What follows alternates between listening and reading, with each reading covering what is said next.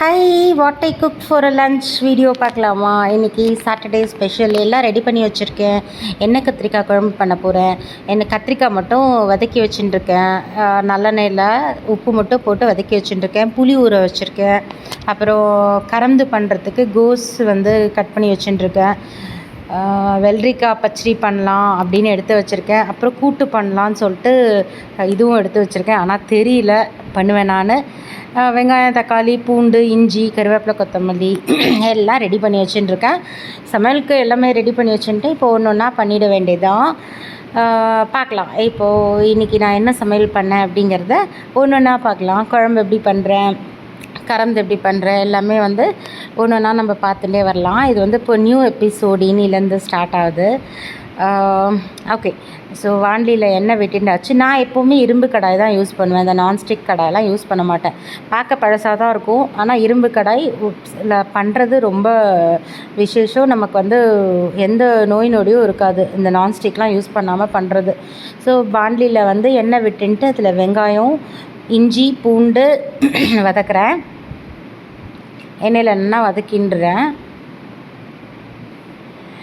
எண்ணெய் கத்திரிக்காய் குழம்பு ஒருத்தர் ஒரு மாதிரி பண்ணுவாள். நான் பண்ணுறது இது என்னோடய ஸ்டைல். இது ரொம்ப நல்லாயிருக்கும் ஆக்சுவலி. வெங்காயம், இஞ்சி, பூண்டு நல்லா வதக்கின்ட்டு இதோடைய தக்காளியும் கட் பண்ணி வச்சுட்டுருக்கோம்ல. ஸோ தக்காளியும் வதக்கிக்க போகிறோம். எல்லாத்தையும் ஒன்றா சேர்த்து நல்லா வதக்கிக்க போகிறோம். இது நல்லா வதக்கின்றதுக்கப்புறம் தான் இதோடைய காரம்லாம் போட்டு மொத்தமாக போட்டு மிக்சியில் அரைச்சிட போகிறோம். நல்லாயிருக்கும். இது நல்லா கொதி எண்ணெய் பெரிய இறக்கணுன்னா அவ்வளோ நல்லாயிருக்கும் குழம்பு. செம்ம டேஸ்ட்டாக இருக்கும் சாப்பிட்றதுக்கு. இப்போ தக்காளியும் ஆட் பண்ணிட்டாச்சு. வெங்காயம் லேசாக வதங்கிடுச்சு. இப்போ தக்காளியும் ஆட் பண்ணிட்டாச்சு. இந்த வெங்காயம், தக்காளி, இஞ்சி, பூண்டு நல்லா வதங்கணும். நல்லா அந்த தக்காளி நல்லா வேகணும். அது வரைக்கும் இதை நல்லா வதக்கிக்கலாம். ஆல்ரெடி என்னோடய வீடியோஸில் எண்ணெய் கத்திரிக்காய் குழம்பு இருக்கும். சரி, இன்றைக்கி என்ன சமையல் பண்ணன்ற வீடியோவில் போடலாமே ஒரு கிளிம்ஸ் அப்படின்னு. இதுக்கு மசாலா ஆட் பண்ணிடுறேன். மஞ்சள் பொடி, சாம்பார் பொடி கொஞ்சம் ஆட் பண்ணியிருக்கேன். கார மிளகா அப்படியும் கொஞ்சம் ஆட் பண்ணியிருக்கேன். 2 நம்மளோட சாம்பார் பொடி ஆட் பண்ணோன்னா கொஞ்சம் திக்காக கொடுக்கும் குழம்பு. ஏன்னா அதில் பருப்பெல்லாம் போட்டு ஆட் பண்ணுறோம் இல்லையா, அதனால் நான் சாம்பார் பொடியும் போட்டிருக்கேன், நார்மல் மிளகா அப்படியும் போட்டிருக்கேன். அவ்வளோதான். இந்த மீன்வேல் இப்போ என்ன பண்ணலாம் அப்படின்னா, இதெல்லாம் நம்ம அரைச்சிக்க போகிறோம். என்னெல்லாம் அரைச்சிக்க போகிறோன்னு பார்த்தோன்னா, தேங்காய் எடுத்து வச்சுட்டுருக்கேன். குழம்புக்கு தேவையானது சீரகம், சோம்பு. இதை அரைக்கிறதுக்கு இதை வதக்க வேண்டாம். இதை மட்டும் அரைச்சிக்கலாம். மிக்சியில் போட்டு இதை நல்லா அரைச்சின்னு வந்துடலாம். இதை அரைச்சின்னு வந்தாச்சு. ப்ளஸ் நம்ம இப்போது வதக்கி வச்சுருந்தோம்ல வாணலியில் வெங்காயம், தக்காளி, இஞ்சி, பூண்டு, மிளகா பொடி, மஞ்சள் பொடி, சாம்பார் பொடி போட்டு வதக்கி வச்சுருந்தோம்ல, இதையும் சேர்த்து ஒன்றா மிக்ஸி ஜாரில் போட்டு எல்லாத்தையும் ஒன்றா அரைச்சின்ற போகிறோம். நல்லா மையாக பேஸ்ட்டாக அரைச்சின்ற போகிறோம். அவ்வளோதான். அரைச்சிண்டாச்சு. வாணலியில் எண்ணெய் விட்டு அது காஞ்சோடனே கடுகு, கொஞ்சம் வெந்தயம், காஞ்ச மிளகா அதே வாணலியிலே தாளிச்சுட்டேன். இது நல்லா பொரிஞ்ச உடனே நம்ம இப்போ பேஸ்ட் அரைச்சி வச்சுட்டுருக்கோம்ல, அந்த வெங்காயம், தக்காளி பேஸ்ட்டு, தேங்காவோட சேர்ந்த பேஸ்ட் அதை ஆட் பண்ண போகிறோம். சப்போஸ் உங்களுக்கு இந்த ஸ்டேஜில் வெங்காயம் ஆட் பண்ணணும் அப்படின்னு இருந்ததுன்னா சின்ன வெங்காயம் கட் பண்ணி இந்த ஸ்டேஜில் வதக்கிக்கலாம்.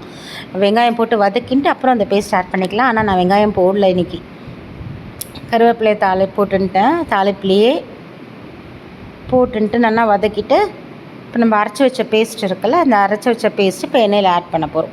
இந்த குழம்புக்கு கொஞ்சம் எண்ணெய் ஜாஸ்தியாக தான் தேவைப்படும். ஏன்னா இது அதிலே குக் ஆகணும். இந்த அரைச்ச பேஸ்ட் நல்லா எண்ணெயில் குக் ஆகணும். நல்லெண்ணெயில் பண்ணால் ரொம்ப நல்லாயிருக்கும் இந்த குழம்பு. ஸோ இதை நான் உள்ளே ஆட் பண்ணிட்டேன் பேஸ்ட்டை.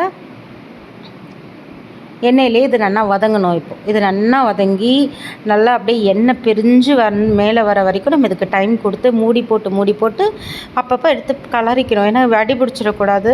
அப்பப்போ எடுத்து கலரிக்கணும். இப்போ ஓரளவு எண்ணெய் நல்லா மேலே வந்துடுது. ஸோ இந்த ஸ்டேஜில் என்ன பண்ண போகிறேன், புளி கரைச்சி வச்சுட்டுருக்கேன். புளியும் ஆட் பண்ணிட்டேன். இப்போ புளியும் அந்த பேஸ்ட்டு எல்லாம் சேர்ந்து நல்லா கொதிக்கணும். புளி பச்சை வாசனை போகும்போது கத்திரிக்காயும் ஆட் பண்ணிட்டாச்சு. கருவேப்பிலையும் ஆட் பண்ணிட்டாச்சு. இப்போ நல்லா கொதித்து எண்ணெய் நல்லா ஓரளவு பிரிஞ்சு வந்துடுது பாருங்கள் மேலே. அவ்வளோதான். நம்மளோட எண்ணெய் கத்திரிக்காய் குழம்பு ரெடி ஆகிடுது ஆல்மோஸ்ட். இது நல்லா எப்படி இருக்குது பாருங்கள் அதோட கன்சிஸ்டன்சி. அவ்வளோதான், ஆல்மோஸ்ட் ரெடி. எண்ணெய் கத்திரிக்காய் குழம்பு ரெடி ஆகிடுது. நெக்ஸ்ட் கறந்து பண்ண போகிறேன். வாணலியில் எண்ணெய் வச்சாச்சு. கடுகு, உளுத்தம்பருப்பு, கடலப்பருப்பு தாளிச்சாச்சு. அதுக்கப்புறம் கோஸ் கட் பண்ணி வச்சுருந்தால பண்ண போகிறேன். வெங்காயம் போட்டு பண்ண போகிறேன் இன்றைக்கி. பச்சை மிளகா தான் காரத்துக்கு போட போகிறேன். கோஸ் கட் பண்ணி வச்சுட்டுருக்கேன். எப்படி மெலிஸாக கட் பண்ணி வச்சுட்டுருக்கேன் பாருங்கள். அவ்வளோதான். ஸோ காரத்துக்கு பச்சை மிளகாவும் வச்சுட்டுருக்கேன். தேங்காய் போட்டு பண்ண போகிறேன் இன்றைக்கி கோஸ் பொரியல். அவ்வளோதான். இது நல்லா தாளித்தோடனே இது நல்லா பொரிஞ்சு வந்த உடனே வெங்காயத்தை ஆட் பண்ணிடலாம். வெங்காயம் பொடியாக அதை மீன்வெல் கட் பண்ணி வச்சுட்டுருக்கேன். அதையும் போட்டு ஒரு வதக்கிட்டு இது பொரியட்டும். நல்லா இந்த பருப்புலாம் கொஞ்சம் நல்லா செவந்து வரட்டும். வெயிட் பண்ணலாம். கருவேப்பிலை ஆட் பண்ணிட்டாச்சு. அவ்வளோதான். பருப்புலாம் நல்லா செவந்து வந்துடுது. இந்த ஸ்டேஜில் வெங்காயத்தையும் ஆட் பண்ணிடலாம். வெங்காயம் ஆட் பண்ணி நல்லா வதக்கிண்டுடலாம்.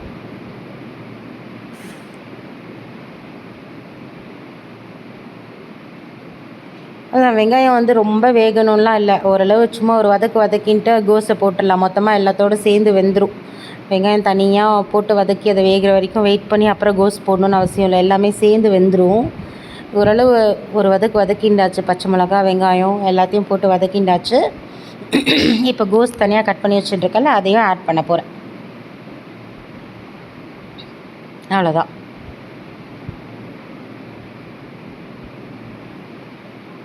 எல்லாத்தையும் ஒன்றா சேர்ந்து கலந்தாலும் தண்ணிலாம் எதுவுமே தெளிக்க வேண்டாம். இதுலேருந்து கோஸ்லேருந்தே தண்ணி அப்படியே விட்டுக்குமா, அதனால் அதுலேயே வெந்துடும். நம்ம தண்ணிலாம் தனியாக தெளிச்சுலாம் கறந்தெல்லாம் வேக வைக்கணும்னு அவசியமே இல்லை. எண்ணெய் வேற குத்துரும். அதனால் அதுலேயே வெந்துடும். நல்லா ஒரு கலரிட்டு உப்பு போட்டு அவ்வளோதான். பாருங்கள் நல்லா வெந்துடுது. இப்போ தேங்காயெல்லாம் வெந்துடுது. மூடி போட்டு வேக வச்சு எடுத்துட்டேன். இப்போ இந்த ஸ்டேஜில் தேங்காய் லாஸ்ட்டில் அடுப்பு அணைக்கிறதுக்கு முன்னாடி தேங்காவையும் ஆட் பண்ணி ஒரு கலரி அவ்வளோதான். ஆஃப் பண்ண வேண்டியதான். கோஸ் பொரியல் ரெடி ஆகிடுது. இப்போ நெக்ஸ்ட்டு அதே வானிலையில் தாளிப்புக்கு கடுகு உளுத்தம்பருப்பு தாளிச்சிருக்கேன். என்ன பண்ண போகிறேன்னா பச்சரிக்கு ரெடி பண்ணி வச்சுருக்கேன். தயிரில் வெள்ளரிக்காய் கட் பண்ணி போட்டுருக்கேன். அதுக்கப்புறம் தேங்காய், பச்சை மிளகாய், சீரகம், இஞ்சி அதை மட்டும் தனியாக மிக்சியில் அரைச்சி இதில் கலந்து வச்சுருக்கேன். தயிரில் வெள்ளரிக்காவும் இந்த அரைச்ச கலவை தயிர் இது ரெடி பண்ணி வச்சுட்டுருக்கேன். இந்த பக்கம் தாளிப்பு கடுகு உளுத்தம்பருப்பு தாளிச்சிட்டு இதில் கருவேப்பிலையும் போட்டு தாளித்து பச்சரியில் விட்டாச்சு. அவ்வளோதான். பச்சரி ரெடி ஆகிடுது. சூப்பராக இருக்கும் இந்த பச்சரியில் கலந்து சாப்பிட்டாலே அவ்வளோ சூப்பராக இருக்கும். அதுக்கப்புறம் பச்சை புளி ரசம் எனக்கு ரொம்ப பிடிக்குமா, புளி இங்கே கரைச்சி எடுத்து வச்சுட்டுருக்கேன். இந்த மிக்சியில் சின்ன வெங்காயம், பச்சை மிளகா அதெல்லாம் ரெடி கட் பண்ணி வச்சு பச்சை புளி ரசமும் ரெடி பண்ணியாச்சு. இன்றைக்கி லஞ்ச் முடிஞ்சு போச்சு. சாதம் சுட அதுக்கப்புறம் எண்ணெய் கத்திரிக்காய் குழம்பு, அப்புறம் நீங்கள் தான் பார்த்தீங்கல்ல கோஸ் பொரியல், அப்புறம் வெள்ளரிக்காய் தயிர் பச்சடி பண்ணியிருக்கேன். அப்புறம் தயிர் இருக்குது, பச்சை புளி ரசம். அவ்வளோதான் இன்றைக்கி என்னோடய சமையல். பச்சை புளி ரசத்தோட மெனு ரெசிபி என்னோடய வீடியோவில் இருக்குது. பாருங்கள், கண்டிப்பாக ரொம்ப நல்லாயிருக்கும். அவ்வளோதான். இன்றைக்கி இதுதான் என்னோடய சமையல். நல்லா எலாப்ரேட்டாக என்னோடய சமையல் பார்த்துருப்பீங்க. இன்றைக்கி நான் என்னெல்லாம் பண்ணேன், எப்படிலாம் பண்ணேன் அப்படின்னு சொல்லிட்டு இதெல்லாம் கடன்னு ஒரு 1.5 hours எடுத்தது எனக்கு இந்த சமையல் பண்ணி முடிக்கிறதுக்கு. அவ்வளோதான் இன்றைக்கி என்னோடய சமையல் மெனு. இந்த மாதிரி இன்ட்ரெஸ்டிங் வீடியோஸோடு உங்களை கண்டிப்பாக நான் பார்க்குறேன். என் சேனல் பிடிச்சிருந்தது அப்படின்னா கண்டிப்பாக என் வீடியோஸ்க்கு சப்போர்ட் பண்ணுங்கள். என் சேனலை சப்ஸ்கிரைப் பண்ணிக்கோங்க. Thank you so much for supporting. Bye.